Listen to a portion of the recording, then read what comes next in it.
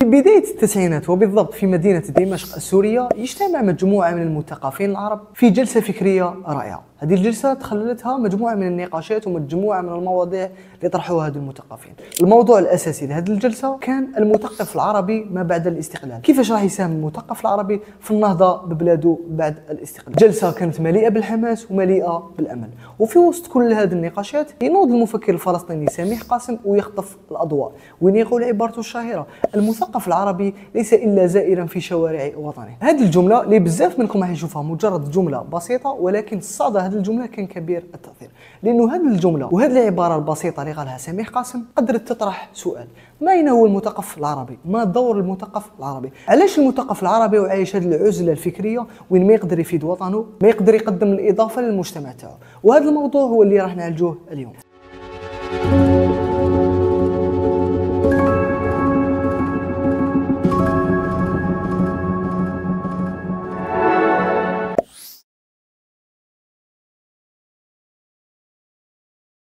أين هو المثقف العربي وعلاش المثقف العربي عايش أزمة؟ السلام عليكم، مرحبا بكم في حلقة جديدة من برنامج قسرة. أنا عبد الرزاق مفتاحي، واليوم حنتكلموا على موضوع مهم. هذا الموضوع اللي صراحة أثار حفيظة الكثير من الناس، وهذا الموضوع اللي مازال سؤال يشغل بال الكثير من الناس، وأنا واحد شغلني بال هذا الموضوع وقررت ندير لكم عليه فيديو. أين هو المثقف العربي؟ ما دور المثقف العربي في مجتمعاتنا؟ هذو الناس اللي ننطلقوا عليهم صفة المثقف، ما هي الإضافة التي ضافوها لمجتمعاتنا؟ وعلاش المثقف العربي راهو عايش أزمة وعايش عزلة فكرية على المجتمع تاعو؟ كل هذا حنعرفوه في هذه الحلقه. بطبيعه الحال ماشي اول انسان حيتكلم على ازمه المثقف العربي هو عبد الرزاق مفتاحي هو برنامج قسرة، لانه هذا الموضوع شغل بال كثير من الناس والكثير من المفكرين العرب. ولعل ابرز المفكرين اللي تكلموا على هذا الموضوع هو المفكر السوري جورج طرابيشي، وين تكلم في كتابه ازمه المثقف على ازمه المثقف العربي. والحلقه تاع اليوم حتكون مبنيه على افكار جورج طرابيشي والافكار مجموعه من المفكرين.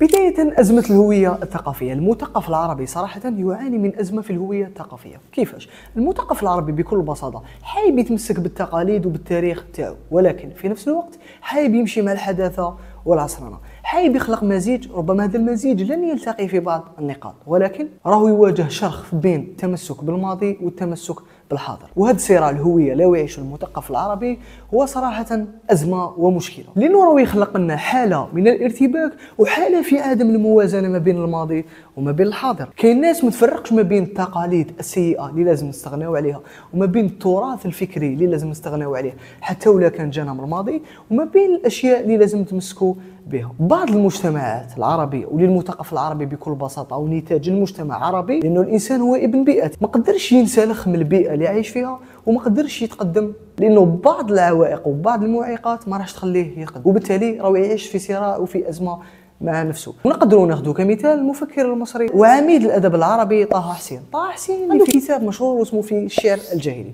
هذا الكتاب دعا فيه لمناقشه ولتمحيص التراث العربي الفكري التقليدي، ولكن في نفس الوقت وسنه 1926 ولما طه حسين صدر الكتاب واجه رده فعل عنيفه، وين المجتمع ما تقبلش هذا الشيء وقمع حتى من مثقفين اخرين، لانه بكل بساطه نحن مجتمعات ترفض التغيير، نحن مجتمعات تعيش على اوهام الماضي وتقدس كل شيء. رغم انه الانتقاد هو السبيل الوحيد نحو التطور، إلا أننا نرفض الانتقاد ونرفض أن نمحص أفكارنا سواء كانت باسم المقدس أو سواء كانت باسم التراث والتقليد. يعني بكل بساطة المثقف العربي يعاني من أزمة هوية، ولما يجيبش يتجاوز هذيك الأزمة يصطدم بالمجتمع، وبالتالي لازم نقضيو على أزمة الهوية هذه. لازم نعرفوا شكون احنا، ولازم نعرفوا الحاجة اللي تفيدنا والحاجة اللي ما عندنا ما نديرو، لأنه التقليد والتراث اللي راح يزيد فيك هذا شيء مليح، ولكن التقليد والتراث ما راح يمد لك حتى إضافة عندك ما دير به. السبب الثاني لأزمة المثقف العربي هو الانعزال عن المجتمع. المثقف العربي وبالنسبة لجورج طرابيشي أنه يعيش عزلة عن المجتمع. هذا المثقف في عوض ما أنه يكون صوت المجتمع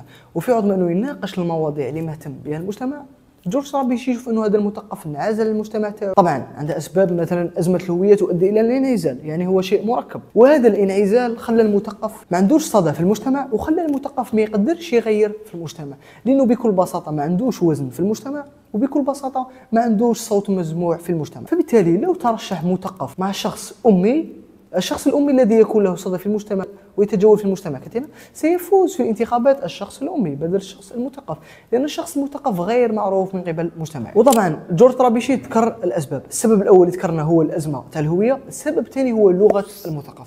بكل بساطه وللاسف انه المثقف العربي يبدع في استعمال اللغه الاكاديميه. كثير من المثقفين العرب ما يحبوش يستعملوا لغه بسيطه وين يوصلوها للناس، يروح يتكلم على ازمه الحداثه بلغه اكاديميه نخبويه وين ما يفهموهاش عامه الناس، وبالتالي المواطن البسيط العادي ما راحش يولي مهتم بهذه المواضيع، يسمع لناس لا يفهموهم، يسمع مواضيع لا يفقه فيها. المواطن البسيط همه الاساسي هو الاقتصاد، الاسعار والمواضيع العامه اللي يناقشها، وبالتالي فالمثقف بالنسبه لجورج طرابيجي لازم يقترب من المجتمع تاعو، ما لازمش يعيش العزله، لازم يتبنى مواضيع وازمات المجتمع، لانه من المفروض المثقف يكون صوت المجتمع وصوت شعبه. سبب اخر يشوف المفكر جورج وهو عامل مباشر في حاله العزله اللي يعيشها المثقف العربي هو التهميش الاعلامي. المثقف العربي بكل بساطه لا يملك منابر ليتكلم، لا يملك منصات اعلاميه توصل صوته. الاعلام ماشي مهتم بمواضيع اللي تخص المثقف، ماشي مهتم بمواضيع مثل الحداثه، مثل صراع الحضارات الى اخره. الاعلام بكل بساطه يهتم بمواضيع تافهه، لانه في الاول وفي الاخير الاعلام يريد مشاهدات، المواضيع اللي تثير الجدل راح تجذب الناس، وبالتالي الاعلام غير مهتم بالمثقف العربي وما عطاش فسحه يعبر فيها على كلامه.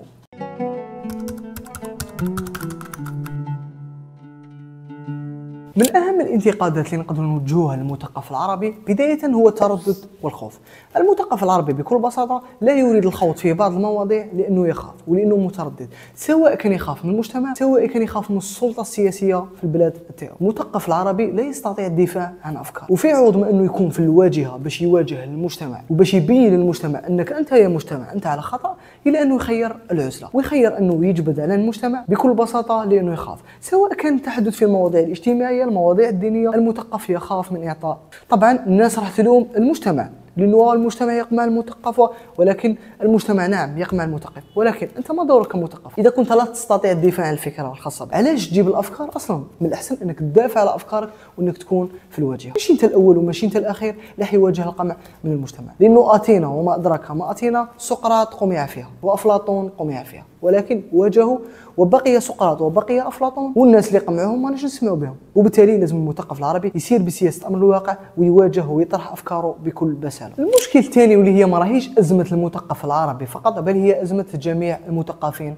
في العالم، هي التبعية الإيديولوجية. للأسف المثقف العربي أو غيره من المثقفين يعانيوا من التبعية الإيديولوجية. المثقف العربي اللي مثلا ينتمي للتيار الليبرالي ما تكونش عنده شجاعة في تقبل فكرة جيدة من التيار الماركسي مثلا، لأنه عنده تبعية إيديولوجية، والأفكار تاعو دائما ما تكون خدمة للإيديولوجية تاعو. من حقك أنك تدافع على الإيديولوجية تاعك، لأنه بكل بساطة أفكارك مصدرها من الإيديولوجيا، ولكن لازم تكون عندك استقلالية فكرية، ما لازمش تكون إنسان مؤدلج لدرجة أنك لا تتقبل باقي الأفكار، لدرجة أنك لا تتقبل الانتقاد، لأنه أنت من المفروض أفكارك هي لخدمة المجتمع ماشي لخدمة أجندة جهة أخرى وماشي لخدمة إيديولوجيا معينة. وبالتالي من المفروض أنك تطرح أفكارك وتطرح انتقاداتك سواء كانت لتيارك الإيديولوجي أو لغيره، ماشي كي يخطأ التيار تاعك تسكت ولما تخطأ التيارات الأخرى تنتقد. أنت هنا تعاني من التبعية الإيديولوجية، لازم تحاول أنك تستقل منها ولازم تخلي فكرك خادم للمجتمع تاعك ماشي خادم للإيديولوجيا تاعك. ساهم في تطوير إيديولوجيتك، نعم أنت لك كل حرية، ولكن في نفس الوقت لما تخطئ أنت ولما يخطئ تيارك يجب أن تعترف بالخطأ. ولو ناخذ كمثال على النقطة هذه هو الاشتراكيين العرب. الاشتراكيين العرب وين الاشتراكية أثبتت فشلها، والاشتراكية كنظام اقتصادي أثبت أنها لا تصلح وأن الرأسمالية أفضل من الاشتراكية بكثير، إلى أنهم لا زالوا متمسكين بالفكر الاشتراكي، لا زالوا متمسكين بالأفكار الاشتراكية في الاقتصاد، وهذا خطأ، لأنه المفروض أنت هدفك يعني من اختيار تيار إيديولوجي معين في الجانب الاقتصادي هو النهضة بالاقتصاد، ماشي الدفاع عن أفكارك هذاك الدفاع المستميت وأفكارك أثبتت فشلها. المكانة والشهرة أهم من الفكرة، هذه الحالة راه يعاني منها كثير من المثقفين العرب، وين يخاف ينتقد المجتمع فقط بسبب أنه يخاف على مكانته في المجتمع، يخاف أنه يتم تشويهه من قبل المجتمع، يخاف ينتقد النظام الحاكم وينتقد السلطة الحاكمة فقط لأنه خايف على المكانة تاعو، وهذه حاجة خاطئة، لأنه المفروض أنت كمثقف أنت المفروض تساهم في تطوير المجتمع ماشي تساهم في عرقلة المجتمع. وعندنا امثله بزاف في العالم العربي على مجموعه من المثقفين وين يكونوا في مرحله يأيدوا فكره، بمجرد هذيك الفكره تفقد الدعم السياسي مثلا او الدعم المجتمعي ينسحبوا عليها. وناخذ كمثال المفكر المصري علي عبد الرازق اللي سنه 1925 نشر كتاب حول الخلافه، وين مد بعض الاراء وبعض الانتقادات لفكره الخلافه. هنا فقد مكانته في الازهر الشريف وتعرض لبعض الضغوطات. هنا علي عبد الرازق ما يدافعش عن الفكره تاعو، ولكن علي عبد الرازق يغير موقفه تماما، ويولي يعطي آراء أكثر تحفظا، آراء تدغدغ مشاعر المجتمع ومشاعر السلطة في مصر آنذاك. الخلاصة أنه مشاكل المثقف العربي ماشي دائما مفروضة عليه، كاين مشاكل جاتو من المجتمع صحيح، ولكن كاين مشاكل السبب فيها هو المثقف العربي. وبالتالي نتمنى انه احنا كعرب وبالتالي انا نتمنى انه المثقفين العرب يتجاوزوا هذه الامور وين يقدروا يفيدوا مجتمعاتهم بعقولهم، لانه العالم العربي يسخر بالعقول، والعالم العربي يعرف الكثير من المثقفين اللي يقدروا يفيدوا